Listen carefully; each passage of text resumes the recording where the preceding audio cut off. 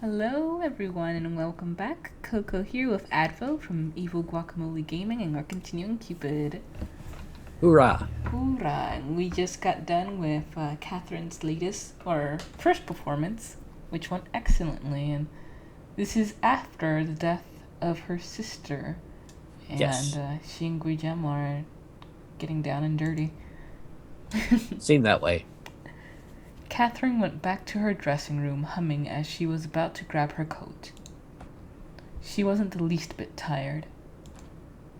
Visions of city, exploring new sights, and gaining experience made her giddy with excitement. She might level up. Yeah, she seems so happy. A little Yeah, afraid of what's to come. yeah. We've played this long enough to know, this is when bad stuff happens. Yeah, and I mean, we already know what her fate is. Yeah. It will end the night on the best note. Oh, so you just cursed yourself.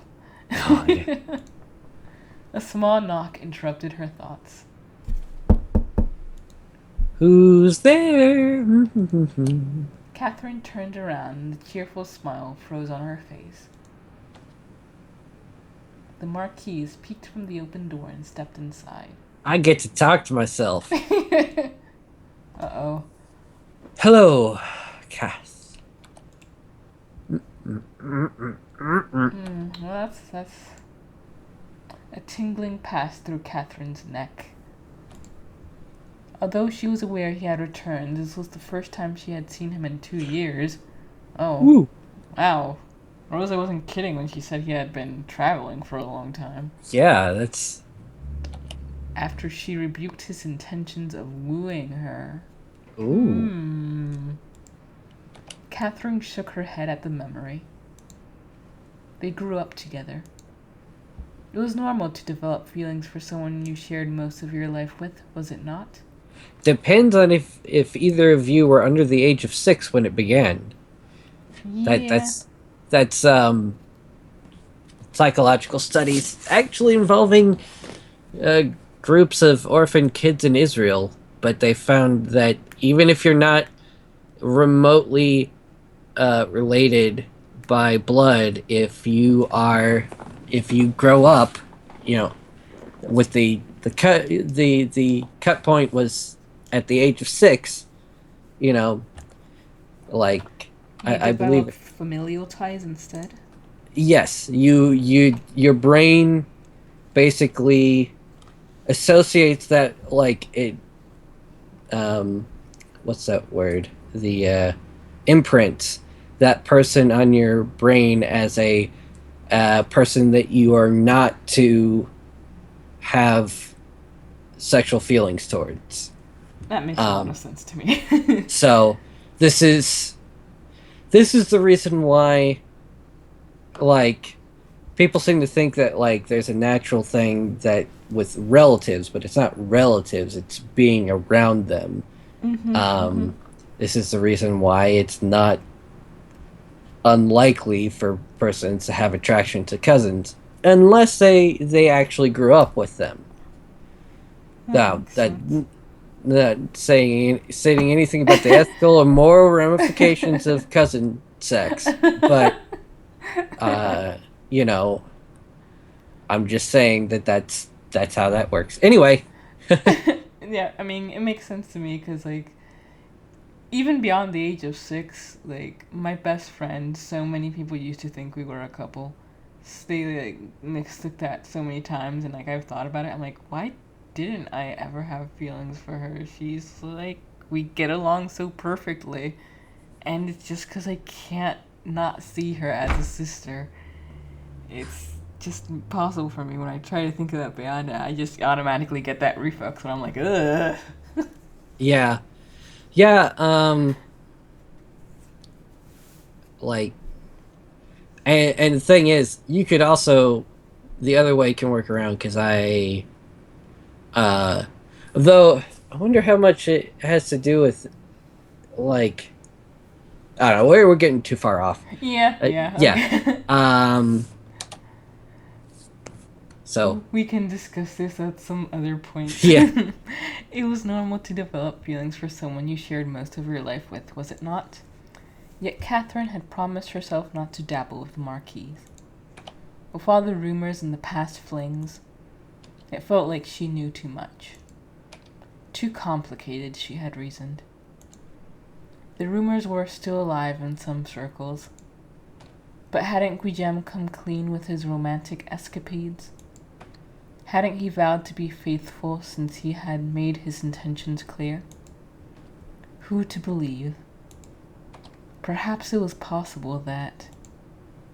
Catherine pushed away the insinuation of that last thought and rearranged her face into a merry smile. That's not a very merry smile. Her version of Mary is a little bit manic. She curtsied. My lord, Marquis, thank you for coming. That last bit came out too loud in her ears. I think I nailed that, even without knowing. Yep. It felt like her voice was compensating. She suppressed a groan. I hope you found the show satisfactory. My lord Marquis? What happened to Gilly Monster? At once the memories flooded her mind. That used to be her greeting every time she had visited him back then. She would scream that when she saw him, right before she flung her arms around his neck. Catherine didn't know what to do. Suddenly her hands, the hands that had never betrayed her, felt like they belonged to someone else. Unless they killed her sister. Whoops. Unless that was not betraying her. Save her from the Gilly monster. She cleared her throat and felt a smile harden on her face. Pardon my past slights, sire. I was a bit of a precocious child, I hear. After all, I must give my due respect to the sponsor of this event. He looks so unimpressed. Yeah. Wait. She's got so much sass. I hope I'm getting this across. Thank you, by the way. It didn't have to be so extravagant. Wasn't it your dream to play in Paris, Kath? I thought your debut would be the perfect opportunity to fulfill that dream. The Marquise stepped into her quarters and closed the door. Catherine flinched, afraid that the small room would draw them even closer. Just the effect he wanted, probably a sly fox. Rather. She floundered for a bit and sorry, I don't know what happened to my mouth. Your eye mouth coordination is off. I just became a broken record for a second. Contented herself in fussing with the flowers on the table. She would chase him out. Why wasn't she chasing him out? Mirday Catherine. I don't know Mirday. I didn't think you'd be attending tonight, sire. Weren't you traveling? Why aren't you traveling now? Out of the room, maybe? Yes, I was. But I wouldn't miss your conciertier for the whole of France. I forgot to mispronounce the word till the very end of it. Guillem stepped forward. Uh-oh. And it seems my investments were well placed. Guillem drew closer to Catherine, so near that she could smell the mint in his breath. Just stick your nose in there. He appeared to reach out to her face, but changed direction at the last minute. Oh, these flowers are from the Duke, John Wayne. How pretty. He examined the card dangling a hair away from Catherine's ear, trying to look fascinated by the piece of decorative paper. Then he stepped back, grinning like an idiot. Eh, he really has great taste. Wait, did he fuck the Duke? Is this like... Maybe?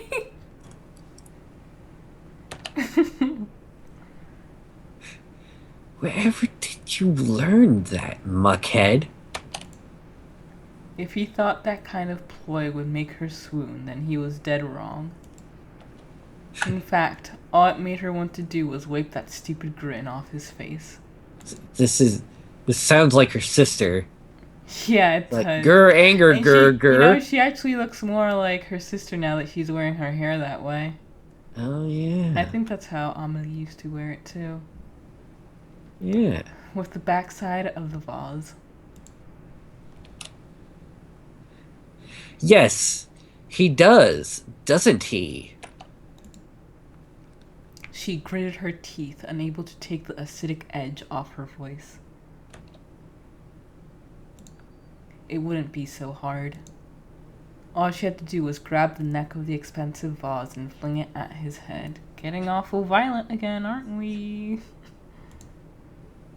She wasn't sure if the vase would break. Actually, interestingly enough, probably wouldn't. Depending on how filled it is. Huh. Well, it also depends on if it's glass. If it's glass, it would be hard to break. Yeah. If it's ceramic, if it's like, if it's earthenware, that's almost certainly probably not gonna break. But if it's porcelain, that'll break. I wonder which it's most likely to be.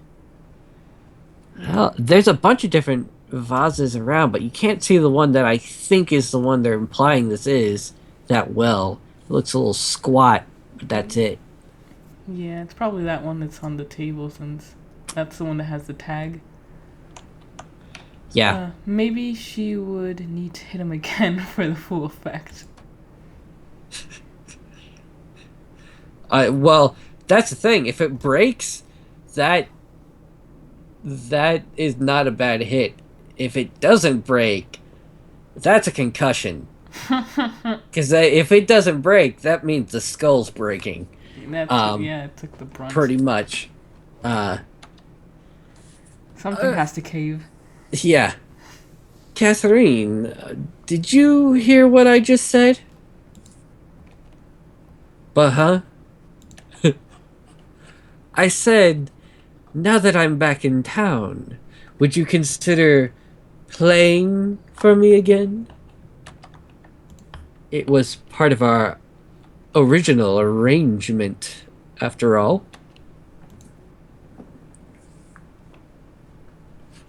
She felt the tendons in her neck tighten. I have a full schedule this week, but I'll let you know when I'm free, probably, somehow. Oh. Sire, I must retire for the night. I am lay exhausted. Lay tired. From my performance, after all. Excuse me. Catherine turned around and went for a coat, but she felt Guillem grab her hand. Oh. Well, wait,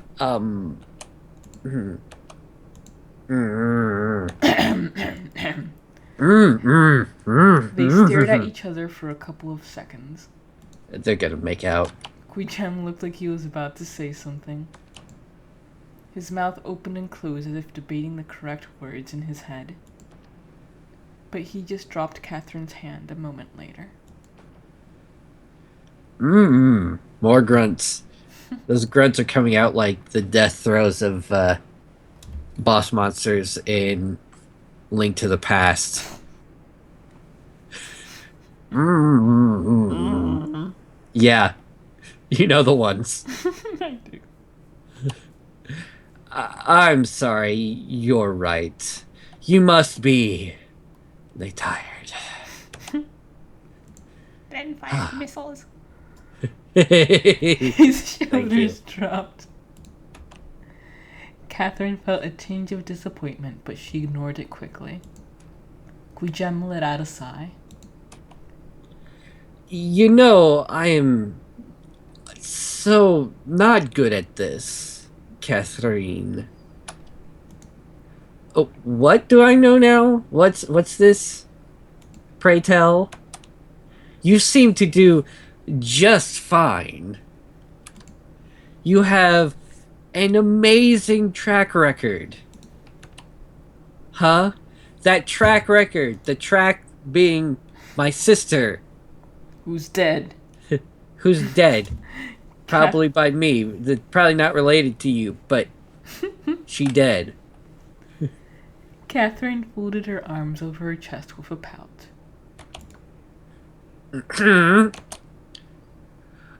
Oh! That! Yeah, that.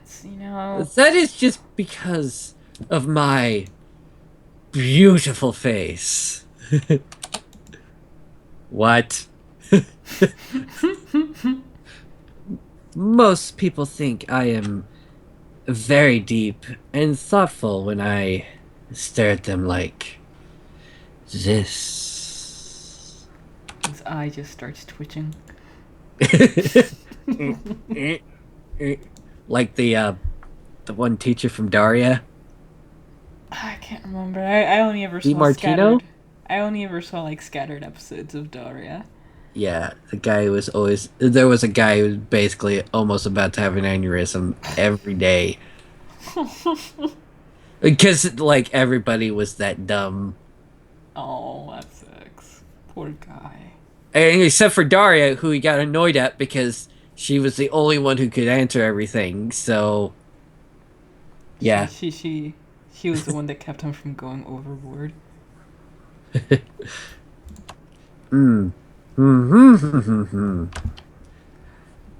I just run with it. Catherine bit her lip to prevent the chuckle from escaping. But the laughter burst out from her. He hadn't changed at all. Before she could stop herself, a mischievous smile appeared on her lips. No. Actually, it is your inability to make big gestures, Gilly. Huh? Well, look at you. She copied his tight, alert posture. You stand stiff as a board. I guess it fools people into believing that you are a graceful, dashing soul. I forgot the A in there, but I liked the way it sounded better that way. Guilemme made a pout. I am dashing, though. Maybe. Aw, poor baby. Au contraire, monsieur. That was really hard to mispronounce because that's a really, like, normal word to have. I did have the misfortune of being victim to your dancing. Must you always bring that up? It was a long time ago. He looked so distressed that Catherine couldn't help but tease him further. I I mourned the death of my little toe, sire. I liked that toe. It was a traumatic experience. Goodbye, Pinky. Before long, they were laughing like it was the most natural thing in the world.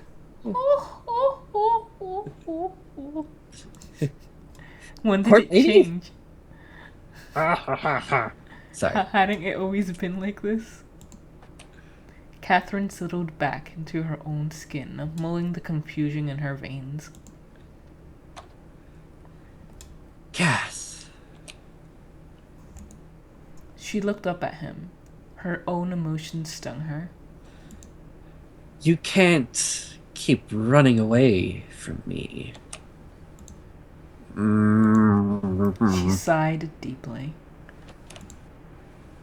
Her hands tightened around for resolve, for lack of a solid thing to hold on to. Perhaps not. But I have already given you an answer. I am aware. You're being an asshole, Guillermo. I have tried to accept it. Why aren't you accepting it? Yes, there should be no trying there. There should be accepting. This is besides the fact that I can recognize that people can suck at this. I have sucked at this in my past, but it's nothing to be glorified. I was a shitty person in the past, as many of us have been, and this is an example of Guillermo doing such something similar, but being much older. Yeah. And before we continue, we will leave that episode right there. Thank you guys for joining us. Thank you. Farewell. Then that's more work to take out when I'm editing. Fair enough. We don't have to worry about the editing. Wahaha. Only Coco does. The pain. Ooh, the pain of it all. I'm just glad that my controller is working now, because getting rid of the sound of the keyboard was so annoying.